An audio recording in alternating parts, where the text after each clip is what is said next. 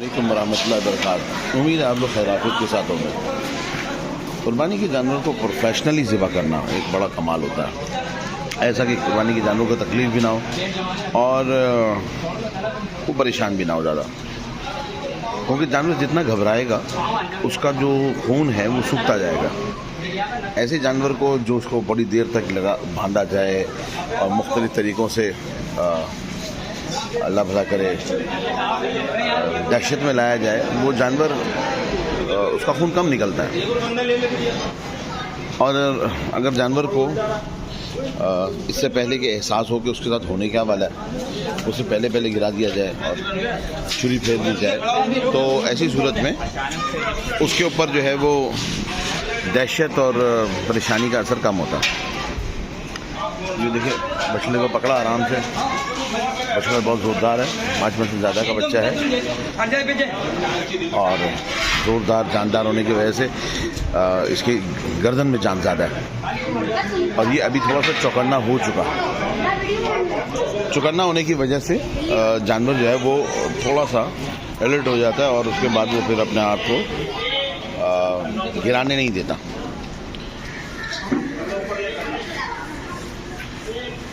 बाकी हम ज़बा दिखा नहीं सकते। बिस्मिल्लाह अल्लाह, ये बच्चा गया और भारी जानवर जो है वो थोड़ा सा आगे के दोनों पाँव बांध देना इसके लिए थोड़ा सा सहूलत वाला होता है, क्योंकि इंसानों से बहुत ज़्यादा जान होती है इसके अंदर। अब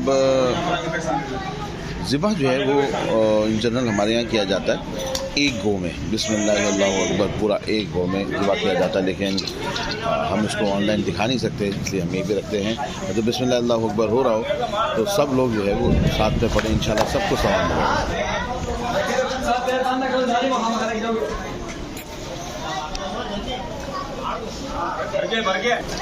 जानवर पर छुरी फेर दी गई है माशाल्लाह। अभी कुछ देर में कुर्बान होने वाले जानवरों में से एक ये जानवर है। बाकी हमारे पास अभी और 2 गायें हैं और वो एक गैनी है। मैंने एक वीडियो देखी थी और उसके अंदर एक साहब बड़ी तफसील से बता रहे थे कि किस चीज़ का कितना वज़न होता है और गोश्त कितना निकलता है और जानवर के अंदर से जो है वो वेस्टेज कितना निकलता है। तो पहली बात तो ये कि ऐसा कोई थंब रूल नहीं है, जानवर को देख के अंदाज़ा किया जाता है। 45 से 55% तक वेरी करता है ये। अब मैं मिसाल दे के आपको समझाता हूँ। ये बछड़ा है, अगर खुदा न खास्ता जैसे जानवर का भी मुंह खुर में आ जाता है, मुंह उसके छाले पड़ जाते हैं या खुरों के अंदर इसकी तकलीफ़ हो जाती है, तो जानवर खाना छोड़ देता है। 1 हफ्ते के अंदर बछड़ा जो है वो काफ़ी ढलक जाएगा। लेकिन इसके दिल का साइज़ थोड़ी कम होगा, ना फेफड़ों का साइज़ कम होगा, ना गुर्दों का साइज़ कम होगा, यहाँ तक कि इसकी खोपड़ी और पाए और सारी चीज़ें भी अपनी जगह तो रहेंगी ना मेरे भाई। कम हो जाएगा तो गोश्त तो कम हो जाएगा वज़न। जब हम ख़ास तौर पे पंजाब से जानवर लेकर आते हैं तो जानवर बहुत टूट जाता है, 1 मन जानवर वज़न कम हो जाता है, क्योंकि पानी नहीं मिलता 1 दिन तक उनको, और पानी ना मिलने की वजह से जानवर जो है वो बड़ा उतर जाता है। अब ये खाल है, देखिए माशाल्लाह, इस खाल के अंदर बहुत बनावट वाला जानवर भी हो सकता है, कमज़ोर ढांढा कह सकते हैं। अब ये देखिए माशाल्लाह गाय कितनी खूबसूरत है, इसकी हड्डी कोई नज़र ही नहीं आ रही। ये दूध वाली गाय है और कुर्बानी के लिए ली गई है दोनों माशाल्लाह। तो जानवरों के अंदर बहुत अलग वेरिएशन होता है। और सबसे बड़ी बात बताता हूँ, जो जानवर हमारे यहाँ बहुत सारे होशियार लोग आते हैं। होशियार लोग होते हैं अपनी नज़र से वज़न डालने वाले, हालांकि उनको ऐसा करना कुछ नहीं आता। मैं ख़ुद बताता हूँ कि हमने बहुत सारे ऐसे जानवर जो हमें बहुत बड़े लगे, लेकिन जब कांटे पे हम रखते थे तो उनका वज़न कम आता था, और बाज़ जानवर जो छोटे लगते थे उनका वज़न ज़्यादा आता था। ये बहुत ही एक्सपर्ट आदमी का काम होता है कि वो आँखों से वज़न डालें और परफेक्ट डालें। वो लेकर आएगा अपने हिसाब से 3.5 मन, और वो शायद 3 मन भी ना हो। वज़न डालने के लिए बड़ी एक्सपर्टीज़ चाहिए होती है। तो बहरहाल अल्लाह ताला से अपनी कुर्बानी कबूल फरमाए। गोश्त के लिए कुर्बानी तो नहीं की जाती, लेकिन जानवर चूँकि है गोश्त का, तो उसी की बेस पर ही इसकी वैल्यूएशन होती है। जो गाय होती है ना, गाय वो बहुत बड़ी लंबी चौड़ी होती है और उसका वज़न कम होता है, और बछड़ा या बछिया जो होते हैं उसके मुकाबले में उसी वजूद की होती है, उसका वज़न ज़्यादा होता है।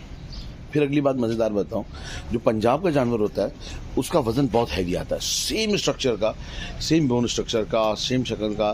जो पंजाब का जानवर है उसका वज़न ज़्यादा, और वैसे ही जो सिंध का जानवर होता है उसका वज़न हल्का होता है। अच्छा, ये फार्मूला भैंस में उल्टा है। सिंध की जो भैंस है, अगर इसको ज़ुबा कर रहे होते हैं तो उसका वेट और उसका जो वज़न आता है स्ट्रक्चर के हिसाब से वो ज़्यादा आता है, और पंजाब की भैंस हल्की आती है। तो ये चंद गुजारिशात थी। हमारे यहाँ लोग अपने आप को ज़्यादा समझदार समझ रहे होते हैं, हालांकि चीज़ को समझ के आप समझदार बने, ये ज़्यादा बेहतर होता है। तो उम्मीद है कि जानवरों का आज आखिरी व्लॉग है, आखिरी बातें हैं, और शायद कल से ये जानवर ना हो, बल्कि अभी शायद 1-2 घंटे में जानवर ही निमट जाएंगे। अल्लाह ताला इन जानवरों की कुर्बानी कबूल फरमाए। ये जानवर अच्छा सेहतमंद लेना चाहिए, क्योंकि क़यामत के दिन पुलिस रात पर ये अपने मालिक की सवारी बनेगा। तो भाई अपने कद काठ और अपने वज़न के हिसाब से जानवर लें जिसके ऊपर आप सवारी भी कर सकें। उम्मीद है इंशाल्लाह आइंदा हम नेकी की और खैर की बातें जारी रखेंगे, और आप लोगों के लिए इस तरह की बहुत इल्मी व्लॉग्स बनाने की कोशिश करेंगे। सब्सक्राइब कीजिए, फिर मिलते हैं इंशाल्लाह। अस्सलाम वालेकुम व रहमतुल्लाहि व बरकातुहू। मुफ्ती हमीद हसन।